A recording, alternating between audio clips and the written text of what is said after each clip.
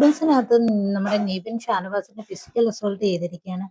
വിഷയം എന്ന് പറയുന്നത് രാവിലെ ഫുഡൊന്നും 10 മണിയായിട്ട് ഫുഡൊന്നും റെഡി ആയിട്ടില്ല. അപ്പം മരുന്നൊക്കെ കഴിക്കുന്ന എല്ലാവരും അവിടെ തന്നെ ഉണ്ട്. അപ്പം നമ്മുടെ നൂറയാണ് ഫുഡ് വേണമെന്ന് പറഞ്ഞ് നിർബന്ധം പിടിച്ച് നൂറ അവിടെ ഫുഡ് തയ്യാറാക്കാനായിട്ട് ഒരുങ്ങുന്ന സമയത്ത് നമ്മുടെ നിവിനും ആര്യനും എല്ലാം കൂടെ ഫ്രിഡ്ജിനകത്തിരുന്ന പാലും ബട്ടറും യോഗാട്ടും ഒക്കെ എടുത്ത് മാറ്റുന്നുണ്ട്. അപ്പൊ ഈ ഷാനവാസ് ഇങ്ങോട്ട് വന്നിട്ട് അതിൽ കയറി പിടിക്കുകയാണ്.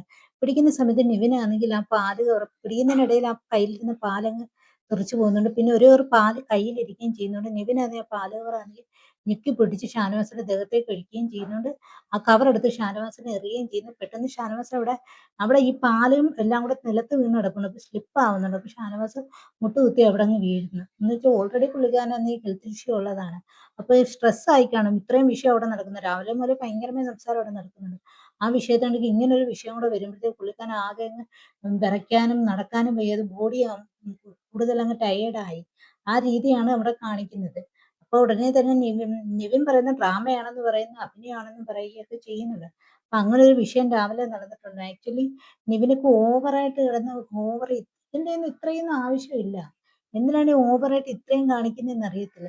എന്തായാലും അങ്ങനെ നമ്മുടെ ഡോക്ടർമാര് കൺഫെഷൻ റൂമിൽ ഷാനവാസിനെ ചെക്ക് ചെയ്തുകൊണ്ടിരിക്കുകയാണ്. ഇതുവരെ പുറത്ത് വന്നിട്ടില്ല. ബിഗ് ബോസിന്റെ കയ്യിന്ന് ഇവന് നല്ല വാണിംഗും കിട്ടിയിട്ടുണ്ട്. ഇനി മേലെ ഇത് ആവർത്തിക്കരുതെന്ന് പറഞ്ഞിട്ട് ആവർത്തിച്ച് കഴിഞ്ഞാൽ പുറത്താക്കുമെന്ന് പറയുന്നുണ്ട്. അത് ഒരാളുടെ മേലെന്നല്ല, ആരുടെ മേലെ ഇങ്ങനെ ഫിസിക്കലായിട്ട് ചെന്ന് കഴിഞ്ഞാലും പുറത്താക്കുമെന്ന് ബിഗ് ബോസ് പ്രത്യേകം ഇവന് വാണിംഗ് കൊടുക്കുകയും ചെയ്തിട്ടുണ്ട്.